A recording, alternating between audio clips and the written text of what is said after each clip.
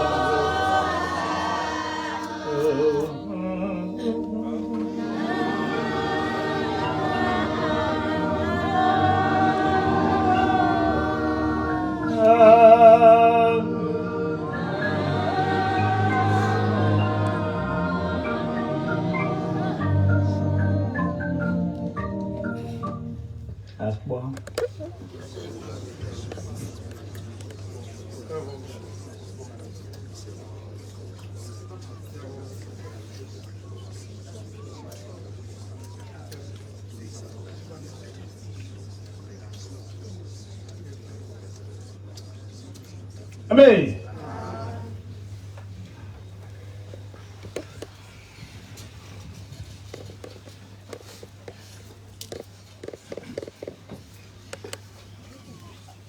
kuya ku-2007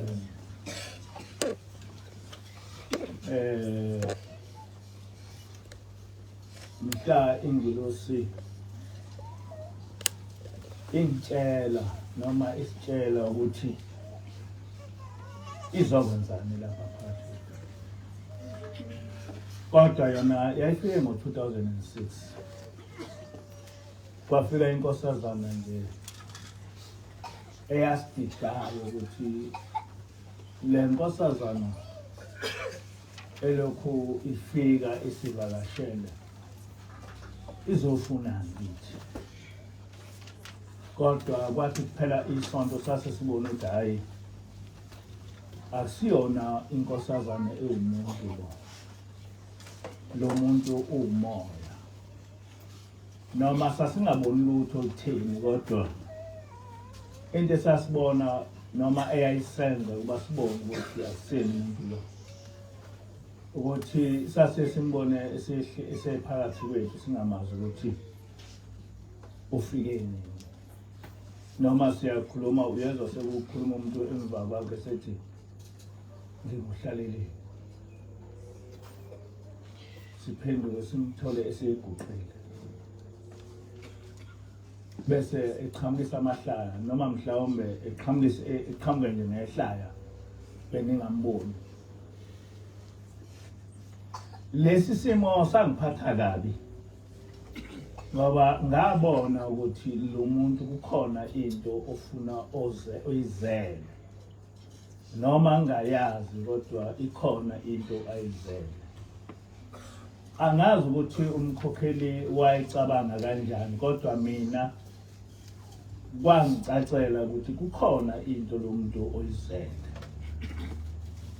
Ngangazi noma isatanist noma ingilosi ngempela kodwa esasesibonile ukuthi akusini umuntu. Kodwa ngangazi noma mhlawumbe isatanist ngoba ngaleso sikhathi kwakunokukhuluma okuningi kwama-satanist. Kodwa mhla ngibona ukuthi ingilosi futhi mhla ngikhululeka ngijabula kakhulu. Ithi le nkosazana mina ngithunywe ushembe ubaba ilanga uthena angize kuwe ngizokubheka. Awazi ukuthi ukujabula kwami kwaba kukhulu kangakanani ngoba ngaleso sikhathi isimo sami sasinzima kakhulu esontweni ngasesekuhleli. Kunabantu ababengizonda ngendlela engayazi. Kungayibo futhi abantu abancane. Kungabantu abadala engake ngeke ngisho nokuthi abanewethu. Engaze ngangacishe ngithi ngobaba. Kodwa laba bantu bengizonda ngendlela eyisimangaliso ngangokuthi ngelinye ilanga ngabizwa o-anti Masangweni no-anti Mahlabisa. Bathi Mvangeli sicela ukuthi uhlale ekhaya ngoba uyababona laba bantu ukuthi njengamanje sebefuna umphefumulo wakho. Uma ulokhu ulapha esontweni bazogcina bekubulala. Kodwa azange kwavuma ukuthi ngihlale ekhaya ngoba ngangilokhu ngabakhona ngiwumuntu impilo yami yonke esesontweni. Kodwa ngaso sonke isikhathi njengoba ibandla lamaNazaretha likhulu kangaka ngangikwazi ukuthi ngicashe ngingene esontweni ngiphume ngibaleke kodwa ngingazi ukuthi ngenzeni. Uthi-ke lo muntu wasezulwini ngithunywe ubaba kuwe uthi angizokubheka. Lento ngiyisho ngoba unkosazana ubuye wayikhuluma futhi uthi unkosazana njengoba mina ngila ngithunywe usheme ngithunywe ubaba ilanga yini uthena angizobheka umelusi namanazaretha onke ase-NCG uthi into engiyibhekile ukuthi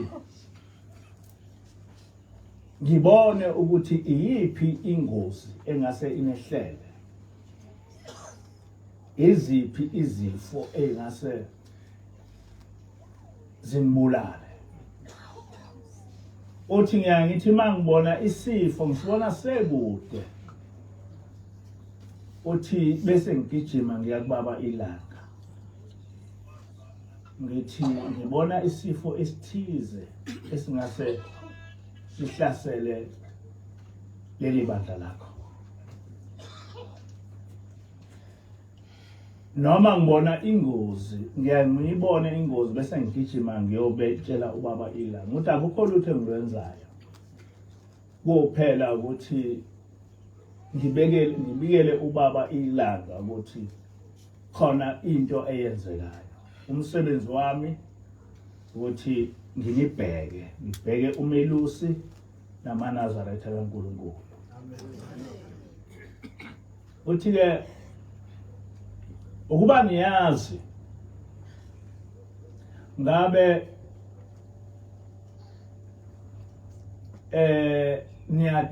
nithelele izifo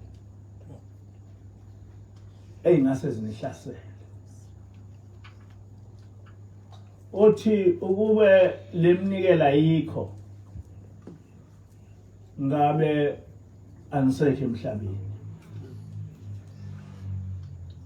uthi ngenkathi ngitshela ubaba lokho yonke into uma uyibika ezulwini kufanele uyibike ngomnikelo angikwazi ukuvele ngifike nje ngikhulume bese kuphela lapho uNkulunkulu ufuna njalo ukuthi kube wena ozelusayo kube wena obona uNkulunkulu ukuthi uyamkhonza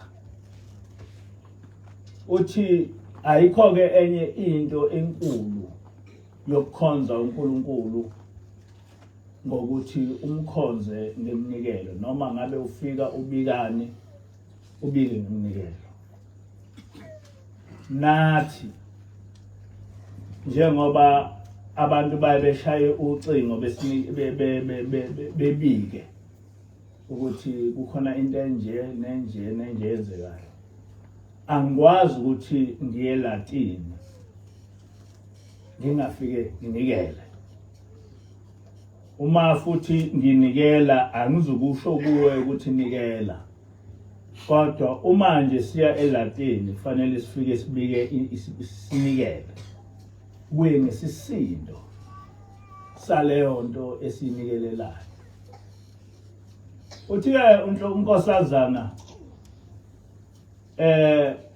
ukube niyazi ngabe nithelele ukufa okungase kunehlele uthi abantu lapha phandle bakhipha imali ezinkulu bekhiphela izinto engathi shi uthi uma beya ezinyangeni bakhipha imali eziningi ezinkulu uthi abanye bakhipha ngisho ama-thousands rand bakhiphela izinwele ukweluka inwele uthi kodwa into enkulu kunayo yonke impilo yakho ngoba uma ngabe uke wanqotshwa empilweni yakho sekuphelile ngawe uthi ileyo nto kufanele ngabe niyayazi ukuthi kukho konke ukuhlupheka ongase ube nakho kodwa ingozi enkulu impilo yakho uthi nami njengoba ngilapha nje ngibheke impilo yenu uthi kunezifo ezintathu okufanele ngabe umuntu nomuntu uyasibheka uthi oqala isifo sokuhlanya uthi ayikho into eyingozi njengesifo sokuhlanya uma ngabe uNkulunkulu eke wakuyekela isifo sokuhlanya uyafana nokuthi ufile uphila ithi ingilosi isifo sesibili isifo sohlangothi ithi ayikho into engozi njengesifo sohlangothi nangumama lapha washawa istroke ade nembona ukuthi uhamba kanjani isifo sohlangothi singakushaya ugqiza amathe isifo sohlangothi singakushaya ulale nje ube into engekho isifo sohlangothi singakushaya sikwenze noma yini uphila iminyaka kodwa ube into ephelile engekho ithi ke ingilozi ayikho into eyingozi njengosifo sohlangothi angifuni ukuthi lapha kube nomuntu noma nabantu abashawa istroke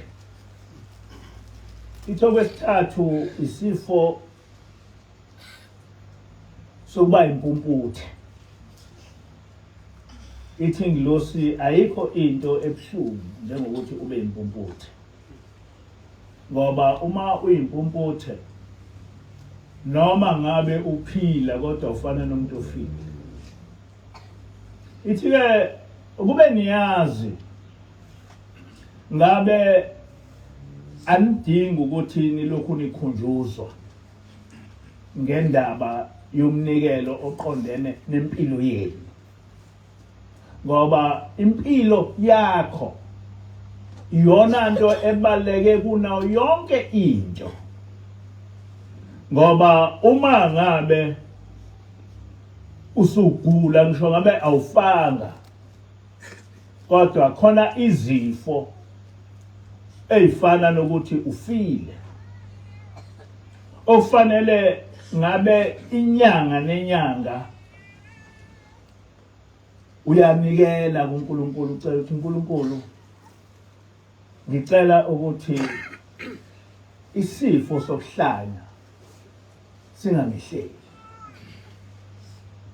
uNkulunkulu ngicela ukuthi isifo sohlangothi singangihleli uNkulunkulu ngicela ukuthi isifo sokuba impumputhe singangihleli lokho ngikhuluma lokho okukhulunywa ingilosi ukuthi into ebalekile yokuqala empilweni yakho ukuphila kwakho kunayo yonke enye into ongayicela ngawe ukuphila kwakho ngoba ungaba umuntu onayo yonke into kodwa uma ngabe usuphucwe ukuphila kwakho yonke into nayo ayinamsebenzi ngingaba umholi wenu ngibe iyo yonke into kodwa uma ngabe ngingena ukuhlanya kufana nokuthi sekufile ngingaba nayo yonke into kodwa uma sengishawa uhlangothi sengihlale ngilele phansi ngiyinto efile ngingaba nayo yonke into kodwa uma sengiyimpumputhe ngiyinto efile ithi ke ingilosi mina ngithunywe la kini ukuthi ngibheke umelusi ngibheke amanazaretha kaNkulunkulu ukuthi lezi zinto zingabihleli nazo zonke ke ingozi ezingase zibe khona zisehlele uthi unkosazana uthunywe ubaba ilanga ukuthi ebheke ngoba yena unamehlo asheshe ebone kuqala singakaboni thina ebese gijima eyabikela ubaba ilanga bese kuba uyena osivikelayo. Ithi ingilosi kuyo yonke into esiba nayo nesiyiyo sinikezwe inkosi ubaba ilanga. Ngoba ubaba ilanga wathi ethuma ingilosi, hamba uye kulo mfana uthi akangakhele ibandla likaJehova. Akangakhele ibandla likaJehova. Ngamanye amazwi leli bandla liwukuvuka kwebandla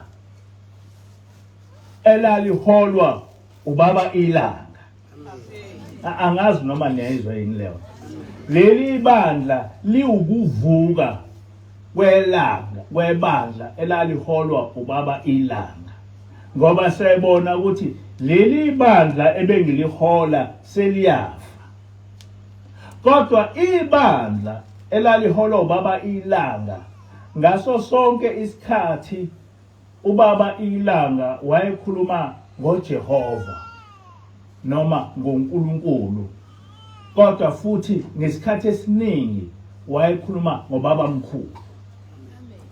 And then ubaba ilanga outlined ukuthi kuleli bandla lakhe kodwa elingeka Jehova ngizoshumayela kanjani? Ngizoshumayela kanjani? Ngamanye amazwi uthi ubaba ilanga shumayela njengoba mina bengishumayela. Shumayela njengoba ubaba mkhulu ebeshumayela. Manje uma ufunda lesi sihlabelelo akukho lapho ubaba mkhulu khona ethi maNazaretha thandanani ukuze nithande uShembe. Akukho lapho ukusho khona. Uthi ubaba mkhulu thandanani ukuze nithandwe uJehova. Yonke into eniyenzayo yenzeleni uJehova, kodwa sitshelwa uShembe. Uthi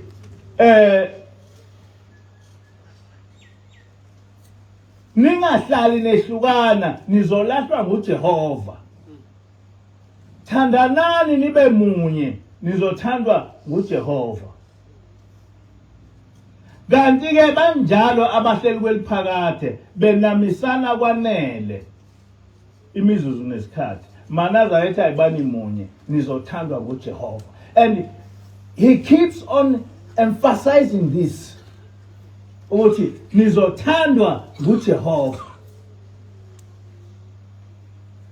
And therefore kwamanye amabandla amaNazaretha kuya ukuthi mangabe sigcizelela indaba kaJehova bese kuba sengathi siqhamuka nenye inkolo. Kuba siqhamuka nenye inkolo. Kodwa kusukela ekuqaleni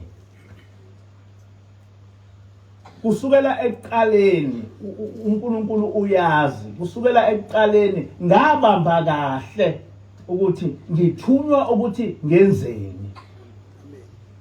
Ngakubamba kahle lokho anangaze ngiphume kuko ukuthi ithena ingilosi fundisa abantu ngoJehova. Kodwa uthathele ezimfundisweni zikababa mkhulu efundisa amaNazaretha ukuthi uJehova ufuna ukuthi ekhonzwe kanjani. And lento lena ukuba amaNazaretha angabantu abakholiwe ngoba kunamaNazaretha amaningi angakholiwe kodwa abacabanga ukuthi bakholiwe.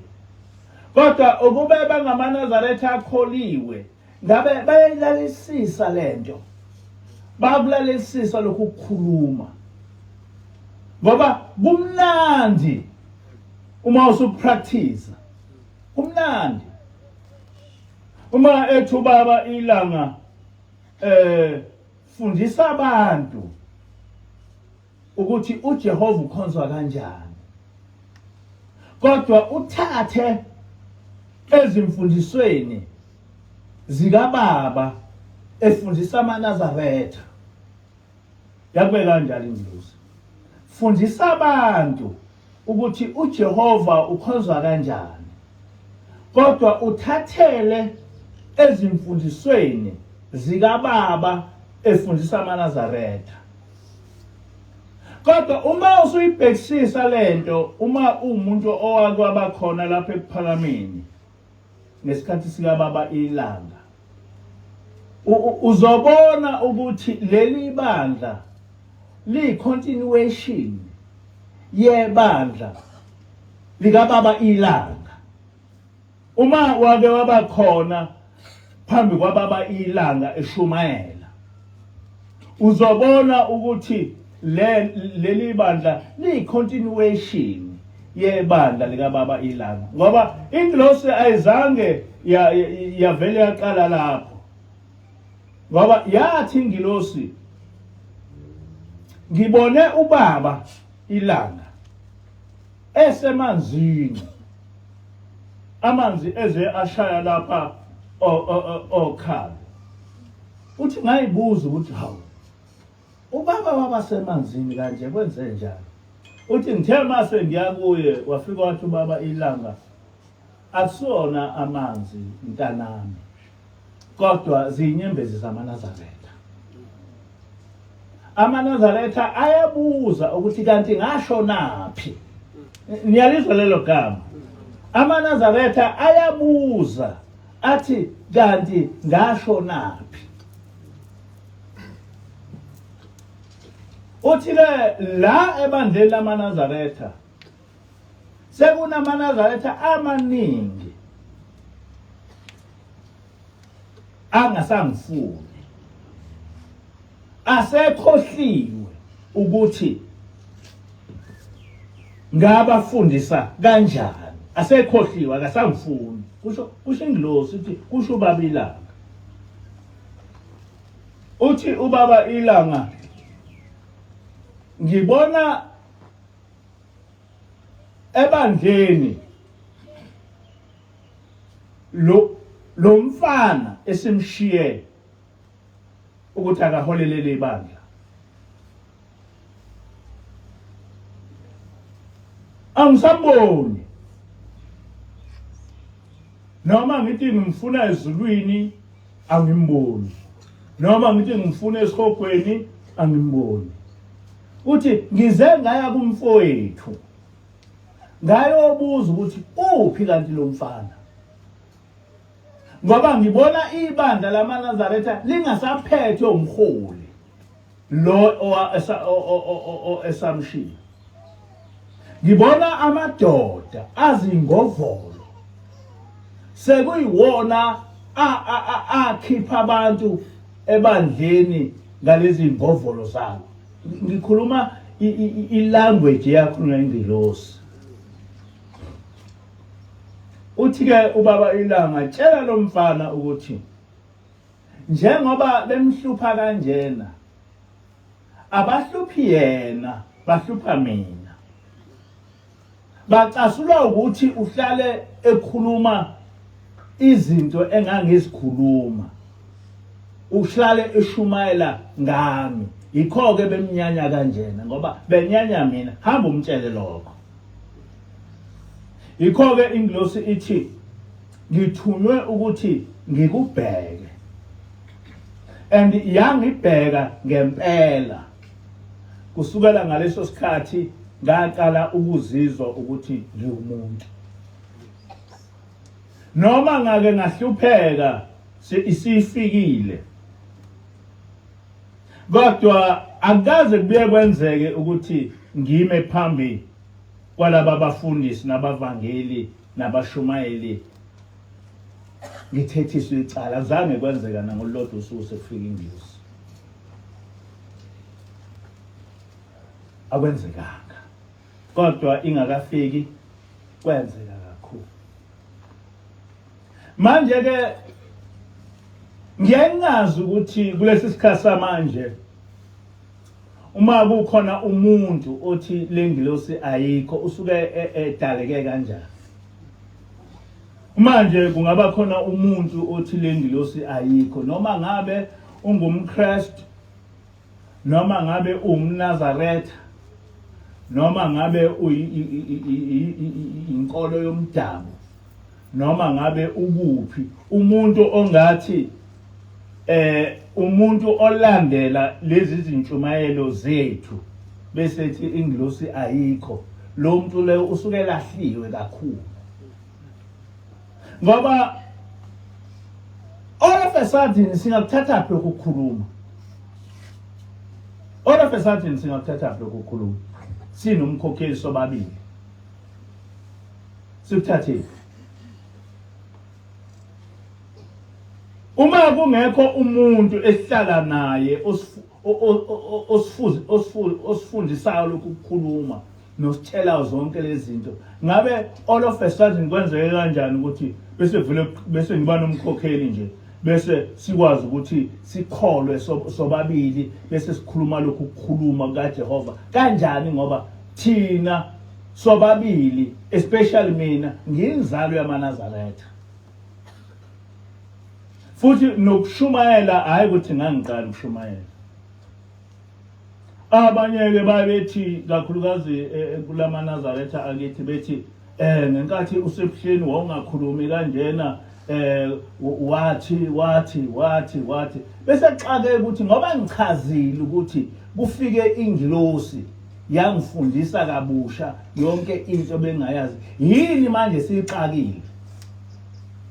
Yini manje esiyenza umuntu ethi ekuqaleni wawukhuluma kanjena? Angichazile ukuthi kufika ingilosi, ingilosi yafike yachaza izinto ngendlela bengayiboni ngazo. Ngichazile ukuthi zonke izinto ezenziwa amaNazaretha asebuhleni nami ngangizenza, angizange ngakufihla lokho, ngangizenza.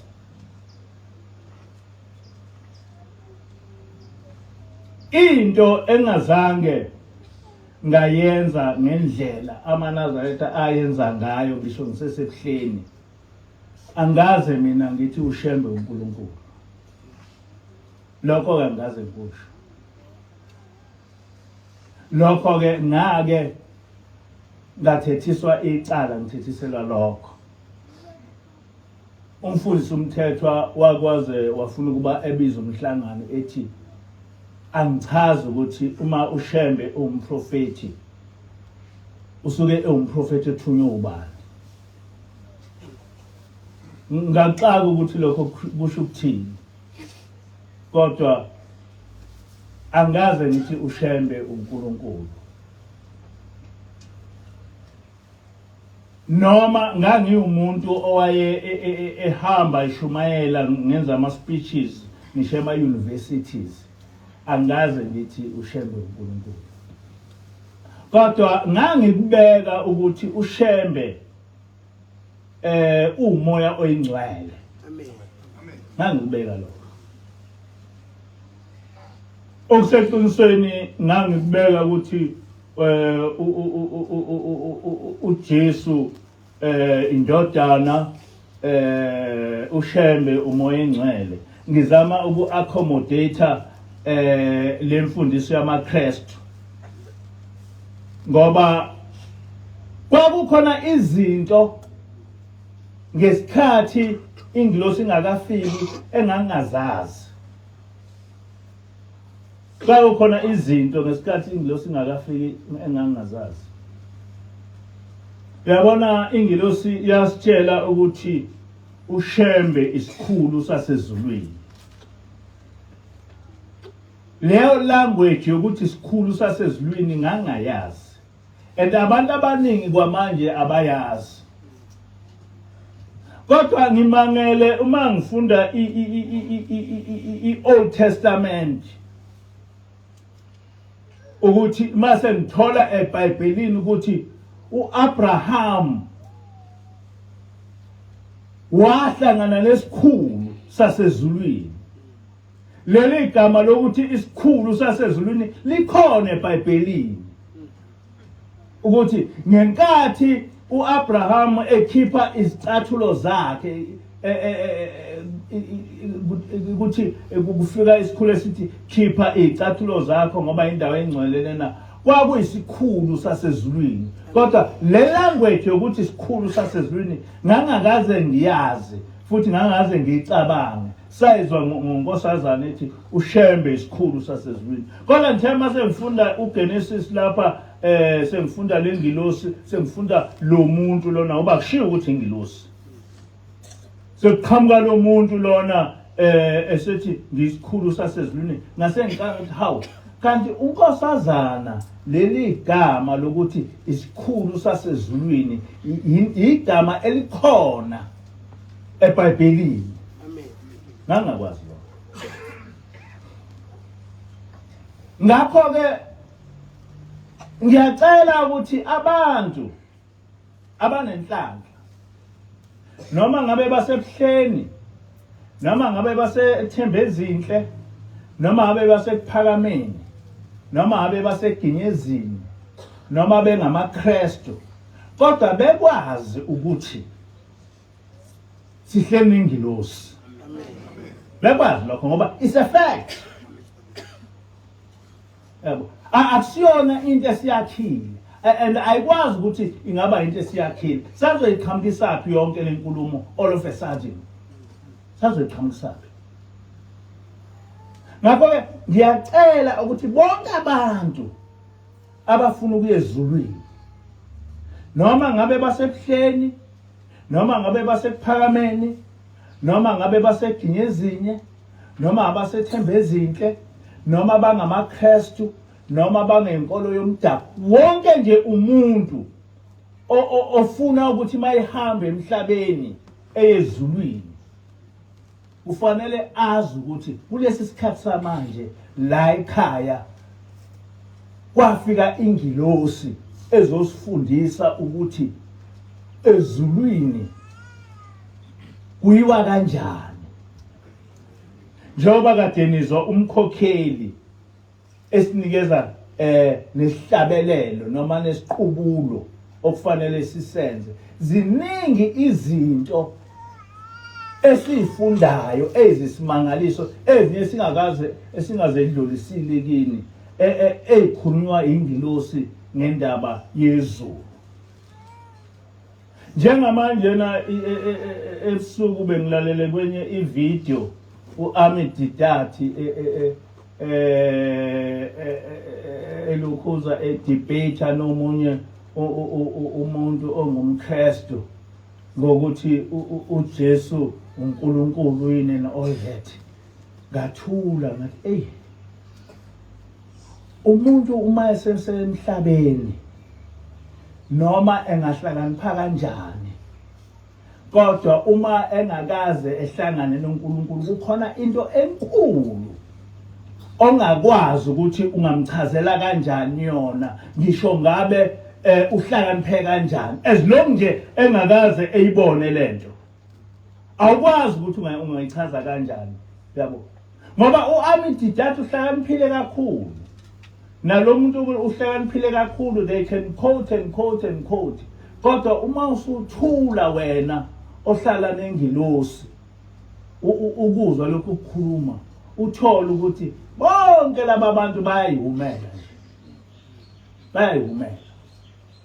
ngoba abanayo ipicture eclear ngombuso wezulu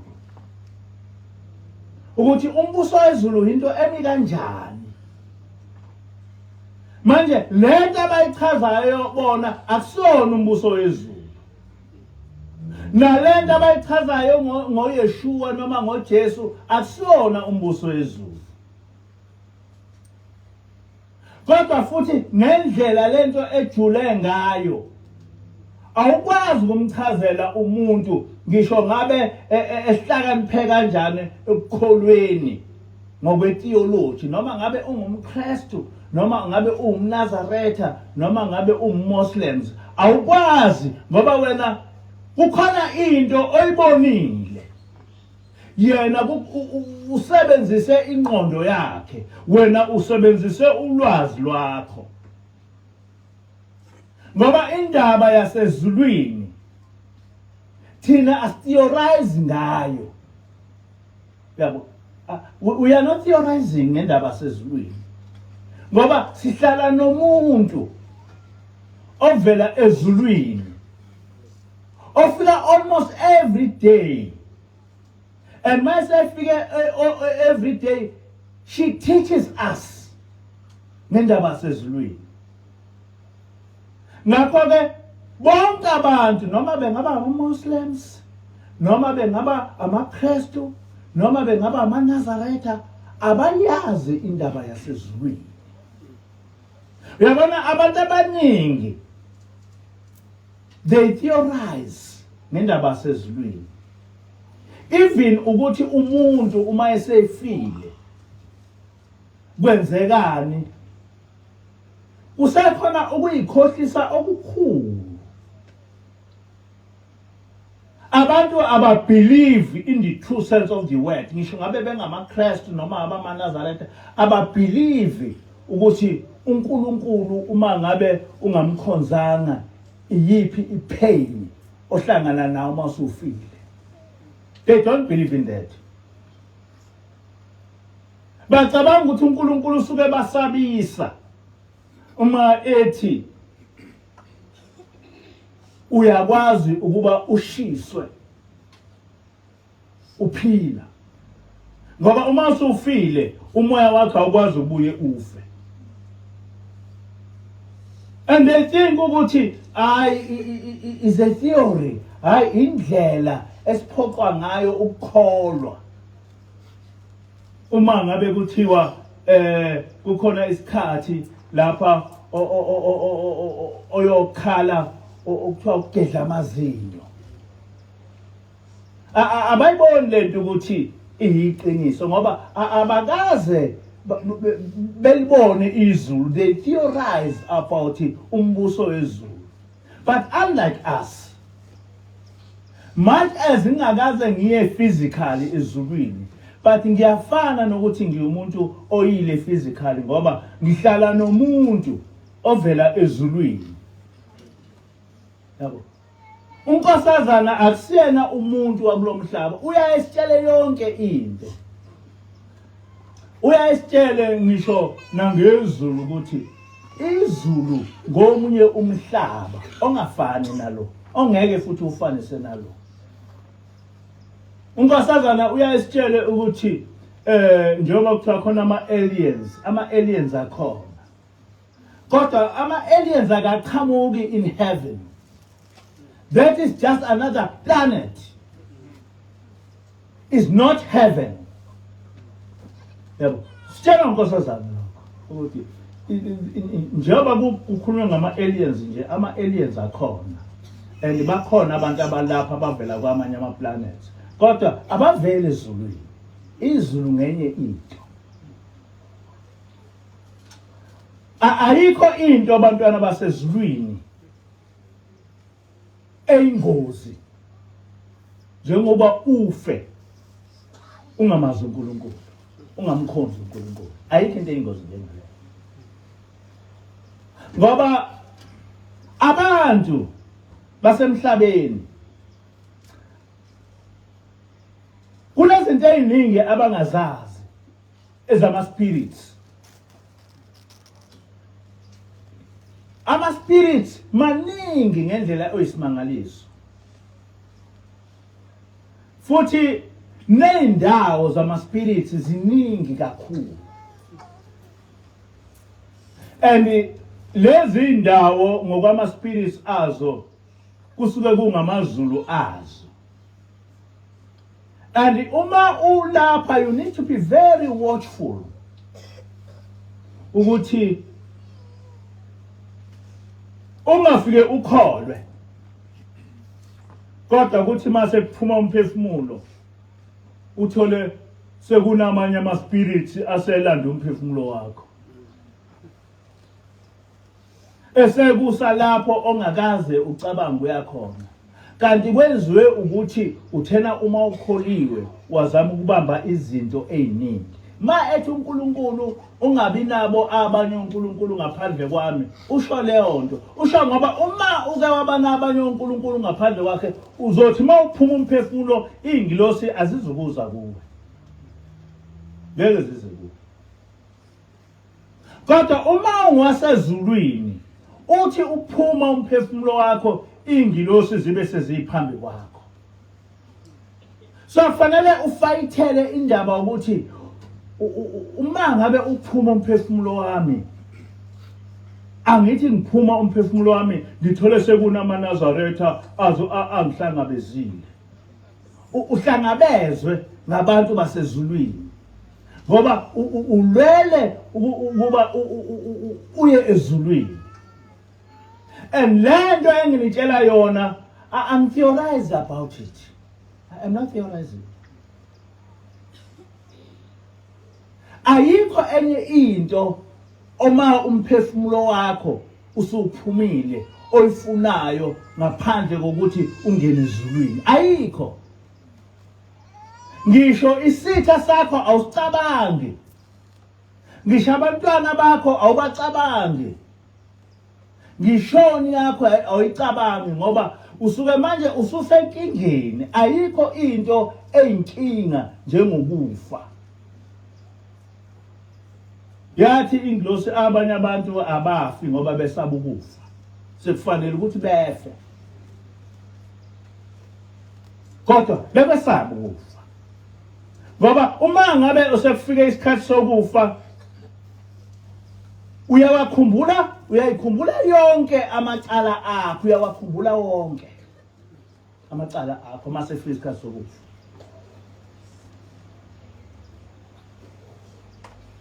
Uma wathi unkosazana uthi ukube abantu basesibhedlela bakhuluma ngabe babebone ukuthi uma abantu sekuphuma umphefumulo benze njani.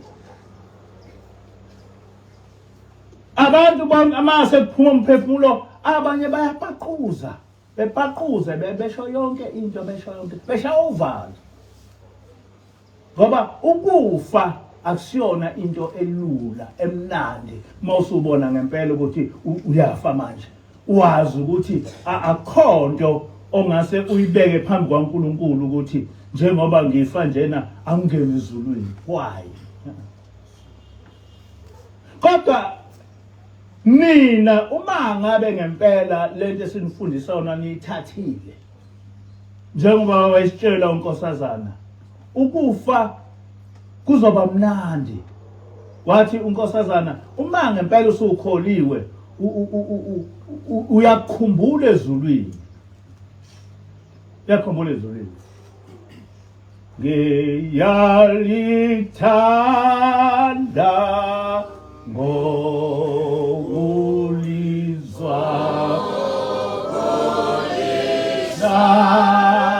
lelo lizwe elizayo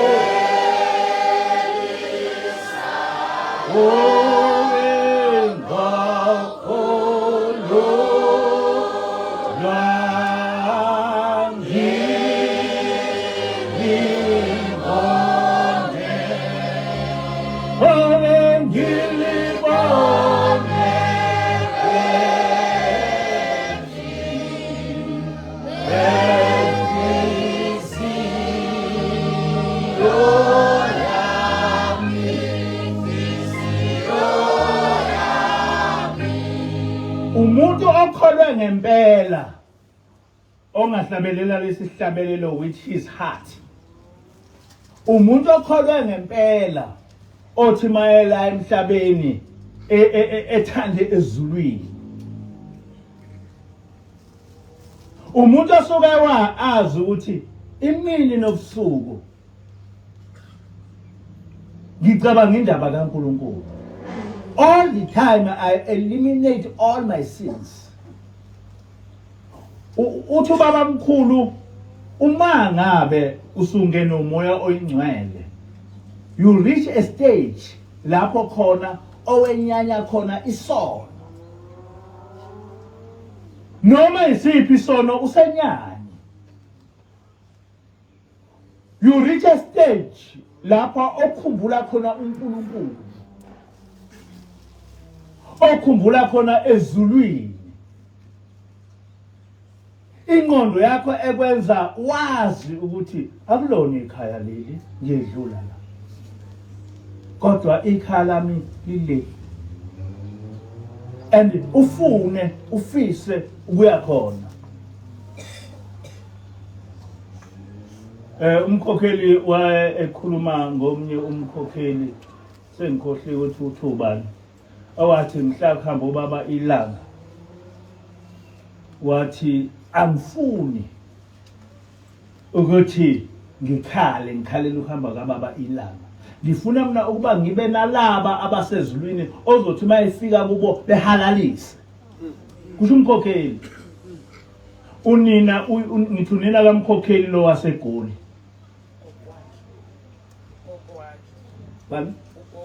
Ugogo wamkhokheli lo waseGoli. Wathi mina ubaba ilanga sehambile emhlabeni. Wathi ngeke.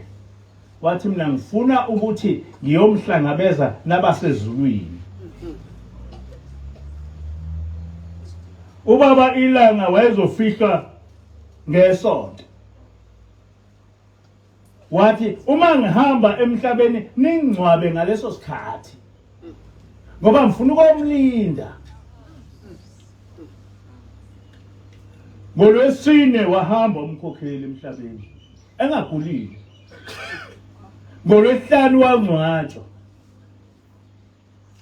Sathi sifihla ubaba ilanga ngesonto wayesesezulwini.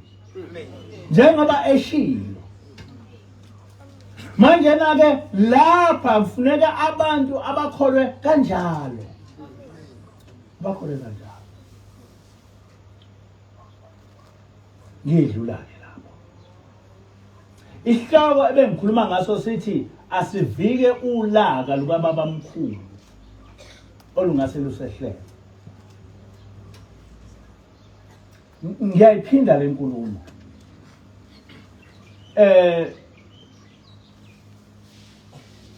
Ingilosi ilokhu iphinda ukuthi ubaba mkhulu lapho ekhona akaneme ngathi. Mhlawumbe sonke njengoba ngihlabelela lesi sihlabelelo, ubaba mkhulu wayengadlali uma ethi kufanele sithandane ukuze sithande uJehova.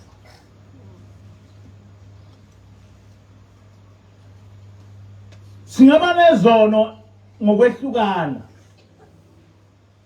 kodwa akufanele ukuthi sizondane. Njengoba sikhona njena sihlala namaKristu, sihlala nabantu benkolo yomdabu, asikholiwe ngokufanayo. AmaKristu akagcini isabatha. AmaKristu ngisho abafundisi bakhona abaphuca amakhanda. Kodwa sazi kahle ukuthi lento abayenzayo iphambene nomthetho kaNkulunkulu. Futhi siyabatshela lokho ngoba kufanele ukuthi sibatshele. Kodwa asizondani nabo. Azondani nabo. Manje thina amaNazaretha sodwa yini le esibangayo eyenza ukuthi sizondane? Yini esibangayo esenza sizondane? Ngoba into okufanele siyenze ukukhuluma indaba kaNkulunkulu. Uma ngithi uNkulunkulu uyakwenqaba ukuthi kusonto ngesonto. Uma ngithi uNkulunkulu uyakwenqaba ukuthi umuntu ephuce ikhanda, yini eyenza ukuthi singazondani nalowo muntu ngoba phela wephula umthetho kaNkulunkulu? Yini thina amaNazaretha le esibanga kangaka eyenza ukuthi sizondane? Uma umuntu engawugcina umthetho kaNkulunkulu, kudingeke ngani ukuthi ngimzonde? uma sengimtshelile ukuthi lento oyenza iphambene nomthetho kaNkulunkulu. And that is all. Ngimtshelile. Kodwa manje sekufanele ukuthi ngimzonde. Lokhu kuzondana kuchaza ukuthini? Kuchaza ukuthini?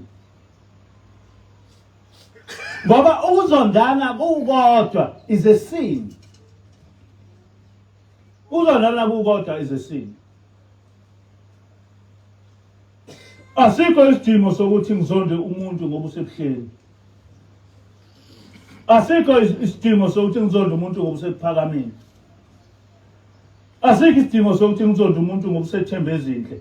Kuphela ngishilo ukuthi lokhu ku wrong, lokhu ku right. Kodwa lokho kachazi ukuthi kufanele bese sizondana. Uma uzonda umuntu ngokuthi wenza isono, usukuchaza ukuthini? Kanti uhlubuke kuwe yini ngoba uhlubuka uNkulunkulu? Uhlubuke wena yini ukuze kufanele umzonde? Inzondo is a sign yokuhlubuka uNkulunkulu. Umuntu nje onenzondo noma engathi umfundisi noma engathi uyini, umuntu onenzondo, umuntu ongayedlulisi into, usuke lo muntu lowo enenkinga. Inkinga isuke kuyena. Ibandla lasephakameni nebandla lasebuhleni sehlukana ngo-1976, sekuphele 40 years. Abantu abaningi babe ngakazalwa. And therefore the majority of people abazi ukuthi ibandla lasephakameni nelasebuhleni lalehlukaniswa yini. Bezwa ngabazali babo uma besekhona kwalabo bazali babo. Mina ngingaka njena ibandla lasebuhleni lahlukana ngingakaganwa ngisho ukudala. Zonke ingane zami zathi zizalwa ikhulukuza sasesehlukana. So yini le esibambelene ngayo ukuze singangenelani yini? Ngoba bonke abantu abakhona manje abakho involved ekutheni ibandla lasebuhleni nebandla lasephakameni kwehlukana kanjani. What is yini le? Ngaphandle ukuthi sihlubukile uNkulunkulu yini ngoba ihlabelelo iphambi kwethu. Siyamuza uShembe ukuthi uthi kasithandane ukuze semukele uJehova, but we don't care about that. Asinendaba nokwemukela uJehova kuphela thina siyazondana nje. Asinendaba nokwemukela uJehova. Ngamanye amazwi asebenzeli wona izulu. Lokhu kuzondana kwethu has got nothing to do with ukukholwa. Has got nothing to do with ukukholwa. Manje ngiyabacela abantu noma amaNazaretha asephakameni ukuthi abayeke lenzondo abanayo. Abaziyeke lezi imfundiso abanazo ngoba zizobafaka enkingeni. Ngiyayiphinda lento. Zizobafaka enkingeni. Futhi mhlambe kwathina sonke zingasifaka enkingeni ngoba kwathina sonke siyazondana. Ngiyanicela ukuthi engaphinde kube khona umuntu phakathi kwethu ozonda umuntu noma ungasebuhleni noma ungasephakameni, any remarks negative asiyeke. Asiyeke. Kuphela sikhuluma indaba kaNkulunkulu. Uma ngeke sikuyeke ukuthi abantu abangasonti nezangoma ngoba kubhalwe eBhayibhelini. Futhi noShembe ukhulumile ngakho. Futhi sinikezwe ukuthi sivuselele imithetho kaNkulunkulu njengoba ishunyayelwa uShembe. Asizukuyeka lokho. Kodwa asiyeke ukuqwebhana ngento engathi shu. Thina amaNazaretha ase NCG asingayenzi leyo nto. Asibayeke laba abenza lezi zinto siyobabona ukuthi bayogcinaphi. Kodwa thina asingaba involved kulezo zinto. AmaNazaretha asephakameni azobhubha kabuhlungu. Ngakusho lokho ekuqaleni kwaba sengathi ngiyadlala. Uma ngithi ingilosi ifikile yasitshela ukuthi lokhu ukuthuka kwabo bethuka ubaba inyanga yezulu kumthukuthelisile ubaba mkhulu, kumthukuthelisile ubaba ilanga, ngoba laba bantu bathathu bahleli ndawonye. Ithi ingilosi ubaba mkhulu uthukuthela ngesimangaliswa ngoba ubaba mkhulu uhleli nayo ubaba inyanga yezulu. Manje uma esezwa izingane zakhe nezingane zezingane zakhe zithuka ubaba inyanga yezulu, lento iyamthukuthelisa kakhulu. Uma ubaba ilanga ebona izingane zakhe zithuka ubaba inyanga yezulu, lento imthukuthelisa kakhulu. Ngoba ubaba mkhulu, ubaba ilanga, ubaba inyanga yezulu bangabaprofeti bakaNkulunkulu. Abakwazi ukuthi behlulelwe yithi. Let alone ukuthi ungehlulelwa zingane zabantu abakho zithuke zenze yonke into. Ngabatshela abantu basePhameni, ngiyaphinda futhi ngiyabatshela ukuthi uma beqhubeka nalento babasa umlilo, bayibasela bona. Bazobona ukuthi uNkulunkulu uyisima kanjani uma eseshaya umuntu. Ngabatshela leyo, namanje ngisabatshela. Okwesibili, ngabachazela ukuthi ubaba mkhulu uphatheke kabi, ngoba yes sinezono eziningi ngokwehlukana, kodwa akusho ukuthi uma abantu besebuhleni bonke abantu basebuhleni babi akeke bengene ezulwini. And akukhona okwethu ukwahlulela ukuthi lo muntu wasebuhleni uzongena ezulwini, lo muntu wasebuhleni akazongena ezulwini. Akukhona okwethu lokho. Njengoba ngisho ukuthi nami ngisesebuhleni ngangizenza zonke lezi zinto ezenziwa abantu basebuhleni, kodwa kwafika ingilosi yangifundisa. Uma kukhona abantu basebuhleni engabafundisile ingilosi, abafundisiwe bangavuma ukukholwa belandele lento esho ingilosi ngokwabo, but it's not for me ukubahlulela. Ngakho-ke ithi ingilosi ubaba mkhulu ufuna ukuthi wonke amaNazaretha, njengoba ekushumayelile ethi wonke amaNazaretha akabe munye ebe njengebumba likasemende, umuntu owumNazaretha kufanele ukuthi aye elibeni likababa mkhulu efike beka imbali. Kusho ingilosi imbali-ke umnikelo.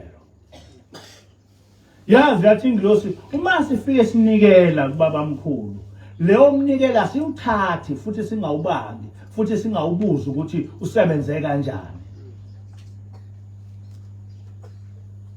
Lo mholi okhona ePhakameni uyowuthatha uma ewusebenzisa ngendlela uNkulunkulu ongafuni ngayo, indaba yakhe leyo. Yathi ingilosi umuzi wasePhakameni awufanele wakhiwe uhulumeni, kufanele wakhiwe amaNazaretha. And uma kungahamba wonke amaNazaretha efike enikele, inkulu kabi imali engaba khona ukwakha umuzi wasePhakameni. Ngoba yathi ingilosi ubuya kwethu ePhakameni asiyobangisa ubuholi wabo. Okufanele kwenzeke ukuthi sihlangane nalabo baholi basePhakameni, sivumelane ukuthi ukuze lento ibe neorder kufanele yenzeke kanjani. But sonke kufanele sikwazi ukuthi siye endlini kaBaba mkhulu, sifike sinikele, siqhawule, sibeke imbali, ngoba noma ngabe sihlubukile kodwa singabantwana bakhe. Sishilo ukuthi siyayikhetha inkosi yasePhakameni. Noma ngabe silapha sithi siyayikhetha inkosi yasePhakameni, noma sikuphi sithi siyayikhetha inkosi yasePhakameni, ngoba inkosi yasePhakameni uJehova. Kodwa ubaba mkhulu uyisimbolo urepresenta uNkulunkulu kumaNazaretha. Manje ke ngakusho lokho ukuthi amaNazaretha asephakameni nabantwana bomholi wokuqala ephakameni. Umholi wokuqala wasephakameni wayenabafana abaningi kabi, unabafana abaningi kabi. Ngiyabacela abantwana bomholi wokuqala wasephakameni ukuthi lento bengayibukeli, bengayinikezi umuntu indodana eyodwa, ngoba leyo ndodana le izobafaka esihogweni bonke, ukuthi ake bekumele ukuthi lokhu lolu hlevane olukhona phakathi kwalaba bantwana namaNazaretha onke, including namadodana namadodakazi kababa ilanga, angangeni ephakameni, ngoba kunamadodana kuney'ngane zikababa ilanga eziningabi engakwazi ukuba ziye kuyise. Ngasakhuluma ngobaba mkhulu, kuney'ngane eziningabi zikababa ilanga engakwazi ukuya kuyise, and lento ubaba ilanga akayithandi.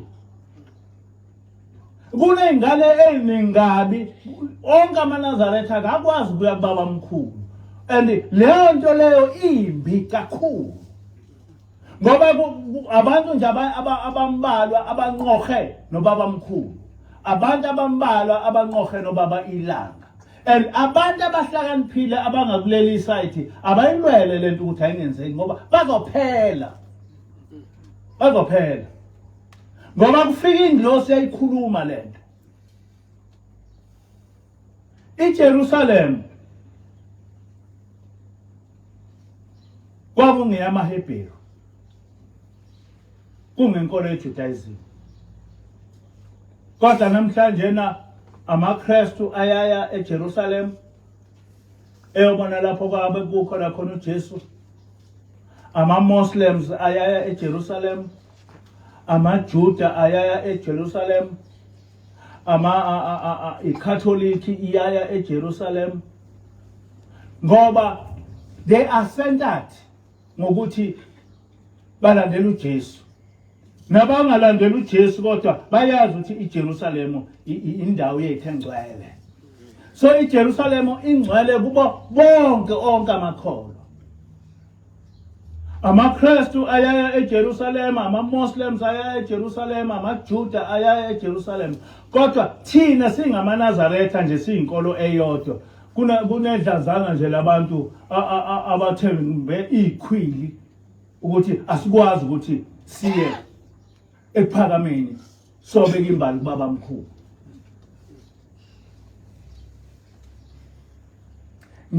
Angazi ukuthi umholi wasephakameni uphi kanjani, ngoba angisezwa ukukhuluma ngaye, angisamboni, angimazi, angifuni ukuba ngikhuluma into engayazi, angimazi ukuthi uphi nokuthi kume kanjani. Kodwa uma lo mholi okhona eseyilento oyiyona, abanye abafana bakaphasha abavuke beyilungise lento, ngoba bazothelwa ngamachaphazelo. uNkulunkulu akusiyo into yokudlala, ushembe akusiyo into yokudlala.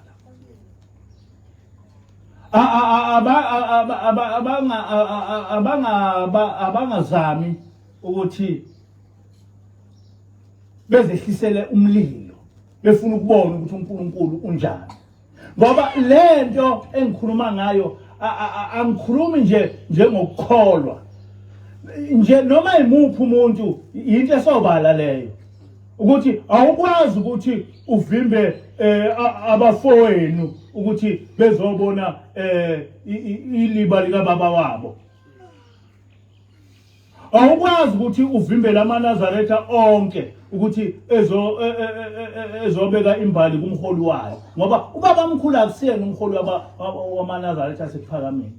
angidingi ukuthi ngize ngichaze lokho ngoba nabo bakubona kodwa baqhuba inzondo abangayazi nokuthi yaqalaphi. And uma sesibatshela ukuthi lento uNkulunkulu uzolishaya kanzima, mase sebabashaya bese kuba sengathi siyathakatha. Kanti sibatshelile.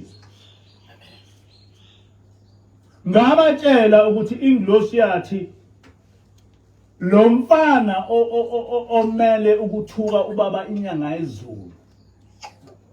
Lo mfana owenqaba amaNazaretha onke ukuthi aye kubaba mkhulu. Lo mfana onqaba ukuthi amaNazaretha aye ephakameni. Ubaba inyanga ezulu kwafanele ukuthi efihle ephakameni benqaba. Ngoba bethembe ikhaya. Ngabatshela ngathi ingilosi yaguqa phansi yathi Nkosi lo mfana mshaye ngenduku ezokwenza ukuthi ubone umhlaba ukuthi ushawa uwe. Ngabatshela lokho abafihle la. Angazi ke noma yamshaya yini. Angazi noma yamshaya. Kodwa ufanele bazi abantu ukuthi uma sithi sihamba nengilosi asiqambe maka. Asiqambe maka. Into esikhulumayo abayinake ngoba uma ngabe ezulwini kuze kufika isikhathi lapha uNkulunkulu ethukuthela khona, uNkulunkulu uyobabhubhisa njengeGomora neSodoma. Lo uNkulunkulu esesimlethe lapha usafana lo uNkulunkulu owayekhona ngesikhathi seGomora neSodoma. Akusiyona inkinga ukuthi uma sithi Nkosi sicela ukuthi laba bantu uyitshele ubatshele ukuthi uNkulunkulu uyobabhubhisa njengoba wayebhubhisa ilokhuza iGomora neSodoma. Bazofaka buhlungu futhi ngeke bezulwini. Ngoba angazi ukuthi bangenwe yini. Ngiyacela ke madodana kaPhasha ukuthi akehlangane eyilungiseleke. Ingazilungiswa uNkulunkulu ngolaka. Inkosi ibusele khona uzwini. Amen. Wonke amaNazaretha